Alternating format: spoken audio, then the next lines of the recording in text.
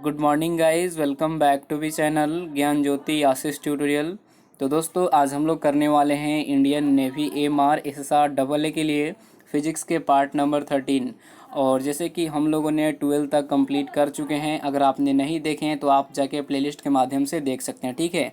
तो दोस्तों वीडियो शुरू करने से पहले आपसे बोलना चाहूँगा कि अगर आप चैनल पर नए हैं तो चैनल को सब्सक्राइब कर लीजिएगा, क्योंकि Indian navy MR SSR double A के लिए बेस्ट तरीके से बेस्ट प्रिपरेशन स्टार्ट है, ठीक है। तो चलिए शुरू करते हैं बिना टाइम वेस्ट किए अपने क्लास को। तो दोस्तों हमने 170 तक सवाल को कंप्लीट कर लिया था 12 पार्ट तक, ठीक है। आज करेंगे पार्ट नंबर 13 और सवाल नंबर है 171, ठीक है। तो आपकी स्क्रीन पे सवाल है, गैल्वेनोमीटर के द्वारा पता लगाया जाता है। तो आपके सामने 4 ऑप्शन है, प्रतिरोध, ऊर्जा, धारा, ताप। तो राइट आंसर दोस्तों हो जाएगा ऑप्शन नंबर सी, यानी कि धारा हो जाएगा करेक्ट आंसर, ठीक है। चलिए अब हम बात कर लेते हैं एक्सप्लेनेशन की। धारा मापी या गैल्वेनोमीटर एक प्रकार का मीटर है। यह किसी परिपथ में धारा की उपस्थिति का पता करने के लिए प्रयोग किया जाता है, ठीक है। ये सवाल बहुत ज़्यादा इंपॉर्टेंट सवाल है और ये सवाल जो है ना आपके एग्जाम्स में पूछा भी गया है, ठीक है। तो देखिए सवाल आपके एग्जाम्स में कैसे कैसे आएंगे, यहाँ पे देखिए। पहला चीज़ पूछा जा सकता है, यह किसी परिपथ में धारा की उपस्थिति का पता करने के लिए प्रयोग किया जाता है। क्या चीज़ किया जाता है, तो आप बोलिएगा गैल्वेनोमीटर, ठीक है। नोट कर लीजिएगा। देखिए सवाल ऐसे ही आएंगे आपके एमआर के एग्ज़ाम हो या फिर एसएसआर हो या फिर डबल हो, ठीक है। चलिए उसके बाद देखिए 172 नंबर सवाल आपकी स्क्रीन पर है। बहुमापी का प्रयोग किसे मापने के लिए किया जाता है?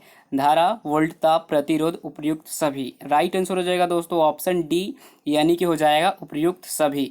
धारा भी हो जाएगा, वोल्टता भी हो जाएगा, प्रतिरोध भी हो जाएगा, ठीक है। Correct answer option D. चलिए अब हम बात कर लेते हैं एक्सप्लेनेशन की। बहुमापी या मल्टीमीटर एक ऐसा उपकरण है जो कई भौतिक राशियों, प्रायधारा, वोल्टता, प्रतिरोध, निरंतरता, कंटिन्यूटी आदि को मापने में काम आता है। मल्टीमीटर 1920 के दशक के प्रारंभ में प्रचलन हुआ था। अब देखिए अब आ सकता है आपके एग्जाम्स में कि देखिए बहुत सारे बच्चे कंफ्यूज हो रहे थे, मैं भी कंफ्यूज हो गया था कि सवाल में था यहाँ पे क्या, बहुमापी। तो बहुमापी का जो इंग्लिश होता है मल्टीमीटर होता है, नोट कर लीजिएगा।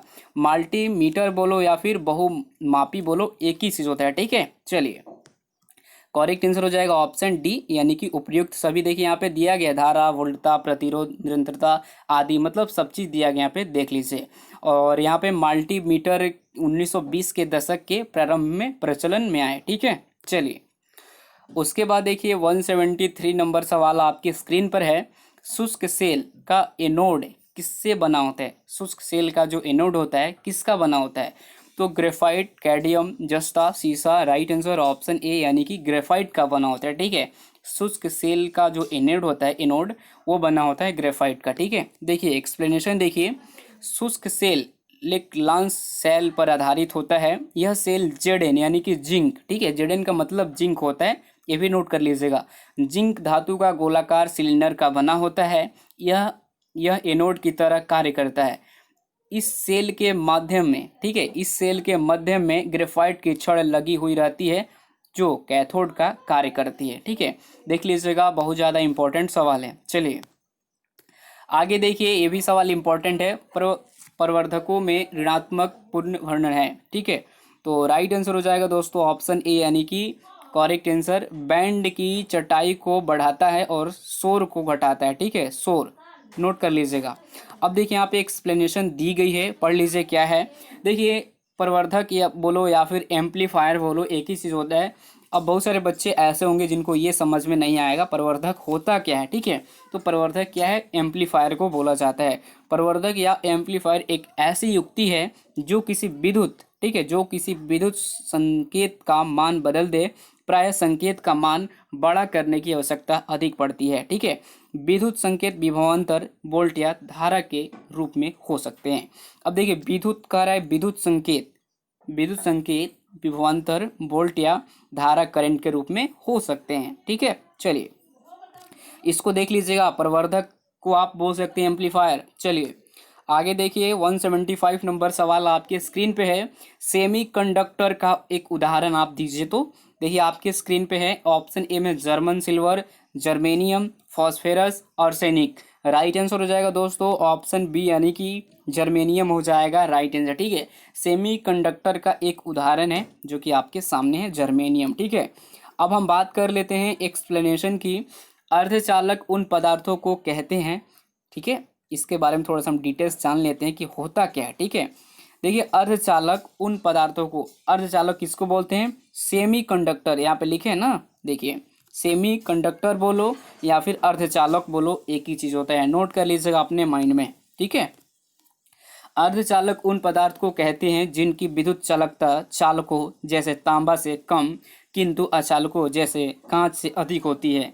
जैसे कि यहाँ पे दिया गया देख लीजिए, silicon, germanium, cadmium sulphide, gallium arsenide इत्यादि अर्धचालक पदार्थ के कुछ उदाहरण हैं। ठीक है, तो देख लीजिए आपके सामने हैं। चलिए, करेक्ट आंसर आपके सामने है, नोट कर लीजिएगा। ठीक है, चलिए आगे देखिए 176 नंबर सवाल में, डायनेमो एक यंत्र है जो क्या करता है, काम इसका होता क्या है?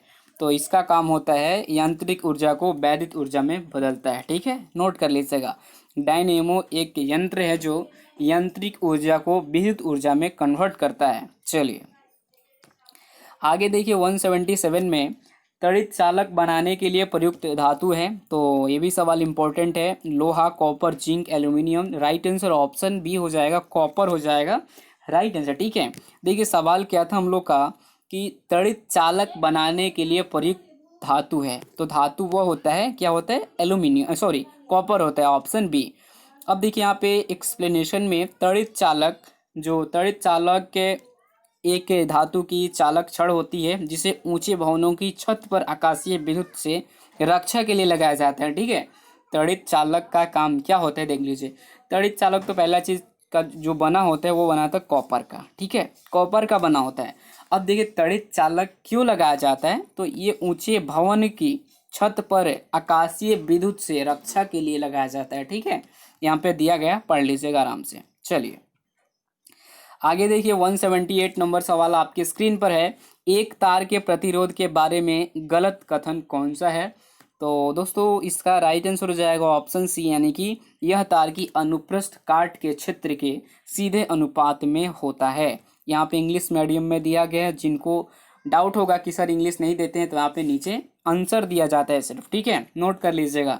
चलिए आगे देखिए 179 में, विद्युत धारा से लगी आग को बुझाने के लिए जल का प्रयोग नहीं किया जा सकता है, क्योंकि? तो दोस्तों इसका राइट आंसर हो जाएगा ऑप्शन नंबर, क्या हो जाएगा? ऑप्शन नंबर हो जाएगा ए, यानी कि उसमें इलेक्ट्रोक्यूशन हो सकता है। ठीक है, उसमें क्या हो सकता है? इलेक्ट्रोक्यूशन। ठीक है, चलिए आगे देखिए अगला सवाल है 180, निम्नलिखित में से वह युक्ति कौन सी है जो सिग्नल को निम्न प्रतिरोध क्षेत्र से उच्च प्रतिरोध क्षेत्र में अंतरित कर देती है? तो उसका नाम है, क्या है? ट्रांजिस्टर। नोट कर लीजिएगा, ट्रांजिस्टर है।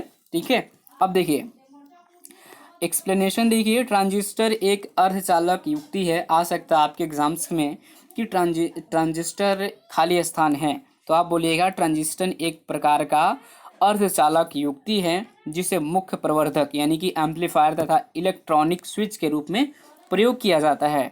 ट्रांजिस्टर का उपयोग अनेक प्रकार से होता है। इसे प्रवर्धक यानी कि प्रवर्धक का मतलब एम्पलीफायर, स्विच, वोल्टेज नियामक, रेगुलेटर, सिग्नल मॉड्यूलेटर, ऑसिलेटर आदि के रूप में काम में लिया जाता है। ठीक है, तो नोट कर लीजिएगा। अब देखिए आ सकता है आपके एग्जाम्स में कि ट्रांजिस्टर कितने प्रकार का होता है, तो ट्रांजिस्टर दो प्रकार का होता है, एक होता है एनपीएन और एक होता है पीएनपी। नोट कर लीजिएगा। अब देखिए एनपीएन क्या होता है और पीएनपी क्या होता है, इसके बारे में हम कल बताएंगे पूरा एक्सप्लेन करके और अच्छे से, क्योंकि इसमें थोड़ा सा टाइम लगेगा इसको जानने के लिए। ठीक है, तो नोट कर लीजिए, इतना बहुत ज़्यादा है यार। ट्रांजिस्टर एक प्रकार का अर्धचालक है जिसे मुख्य प्रवर्धक, एम्पलीफायर तथा मतलब ऐसे करके एक मतलब पॉइंट बना सकते हैं खुद से। ठीक है, चलिए, और इसका पीडीएफ आपको टेलीग्राम ग्रुप में मिल जाएगा, आप जाके वहाँ से डाउनलोड कर सकते हैं, कोई दिक्कत नहीं होगा। ठीक है, और बहुत सारे कैंडिडेट बोल रहे हैं कि सर आपका पीडीएफ तो आता ही नहीं।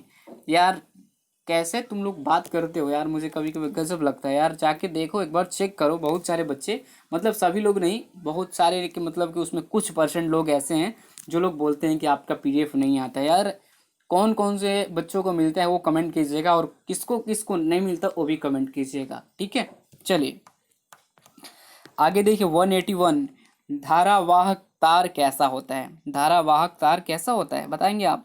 तो होता है न्यूट्रल, ठीक है, ना कि आपका धनात्मक आवेशित ऋणात्मक आवेशित, न्यूट्रल धारा की शक्ति के आधार पर अवशोषित। राइट आंसर ऑप्शन सी यानी कि हो जाएगा न्यूट्रल, ठीक है। चलिए अगला सवाल देखिए, निम्न में से कौन सा सीआरटी का हिस्सा नहीं है? सीआरटी का हिस्सा नहीं है तो कौन सा हो जाएगा करेक्ट आंसर? ऑप्शन डी हो जाएगा, गैस प्लाज्मा हो जाएगा हमारा राइट आंसर, ठीक है। चलिए बात कर लेते हैं एक्सप्लेनेशन की, गैस प्लाज्मा के बारे में थोड़ा सा इसके बारे में डिस्कस कर लेते हैं, क्योंकि सवाल पिछली बार 1 नंबर का पूछा गया था। तो भौतिक और रसायन शास्त्र में प्लाज्मा आंशिक रूप से आयनीकृत एक गैस है जिसमें इलेक्ट्रॉन का एक निश्चित अनुपात किसी परमाणु या अणु के साथ बंधे होने के बजाय स्वतंत्र होता है, ठीक है। प्लाज्मा की पहचान सबसे पहले एक क्रुक्स नली में 1879 में सर विलियम क्रुक्स द्वारा की गई थी। अब देखिए आ सकता है आपकी एग्जाम्स में कि प्लाज्मा गैस प्लाज्मा की खोज सबसे पहले किसने की थी, मतलब खोज जो हुई थी कब हुई थी, मतलब पहचान, तो पहचान हुई थी ये 1879 में। किसने किया था? सर विलियम क्रुक्स ने, ठीक है, नोट कर लीजिएगा, बहुत ज़्यादा इंपॉर्टेंट सवाल है। और ये भी आ सकता है कि भौतिक और रसायन शास्त्र में प्लाज्मा आंशिक रूप से आयनीकृत एक क्या है, एक प्रकार का गैस है, नोट कर लीजिएगा। चलिए तो आज के लिए इतना ही सवाल था, अब तो नहीं है, हाँ यहाँ पे है 183 है जी बिल्कुल। आगे देखिए, अतिचालक वह चालक है जिसका शून्य होता है। आपके सामने 4 ऑप्शन है, राइट आंसर ऑप्शन सी यानी कि प्रतिरोध हो जाएगा हमारा करेक्ट आंसर, ठीक है। अब हम बात कर लेते हैं एक्सप्लेनेशन की। इसके विपरीत अधिचालक पदार्थ का ताप क्रांतिक ताप से नीचे ले जाने पर इसकी प्रतिरोधकता तेजी से शून्य हो जाती है। अतिचालक तार से बने हुए किसी बंद परिपथ की विद्युत धारा किसी विद्युत स्रोत के बिना सदा के लिए स्थिर रह सकती है। अतिचालक एक प्रमात्रा यांत्रिक दृग्य विषय है, ठीक है, नोट कर लीजिएगा। तो आज के लिए इतना ही था। और देखिए इसका यहाँ पे कह रहा है ना कि अतिचालक वह चालक है जिसका खाली स्थान शून्य होता है। यहाँ पे भी वही चीज़ कर रहा है, इसकी प्रतिरोधकता तेजी से शून्य हो जाती है, यानी कि प्रतिरोध शून्य हो जाती है, ठीक है। अगला सवाल का शायद एक्सप्लेनेशन है, हाँ जी बिल्कुल है। देखिए मैं भी सवाल कल का ही बनाया था, कल वीडियो इसलिए नहीं बनाया कि थोड़ा सा मतलब अंदर से नहीं मन कर रहा था, ठीक है। चलिए निम्नलिखित में से कौन सा सर्वोत्तम विद्युत चालक है? तो तांबा, लोहा, एल्यूमिनियम, चांदी। राइट आंसर हो जाएगा दोस्तों ऑप्शन डी यानी कि सिल्वर हो जाएगा करेक्ट आंसर, ठीक है। अब हम यहाँ पे बात करेंगे एक्सप्लेनेशन की। विद्युत चालक वे पदार्थ है जिनसे होकर विद्युत धारा सरलता से प्रवाहित होती है।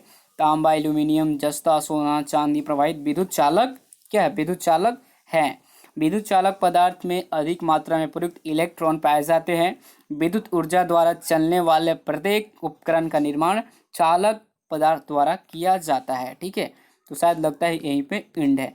अब देखिए सवाल को आपको समझा देता हूँ कि एक और सवाल आता है कि कौन सा सर्वोत्तम विद्युत चालक है? तो सर्वोत्तम जो चालक है चांदी है, लेकिन यहाँ पे कह रहा है कि तांबा भी है, एल्यूमिनियम भी है, जस्ता भी है, सोना भी है, चांदी, लेकिन सर्वोत्तम का मतलब होता है कि सबसे बेस्ट, ठीक है। सर्वोत्तम का मतलब सबसे बेस्ट, तो इसमें सबसे बेस्ट जो है चांदी है, नोट कर लीजिएगा।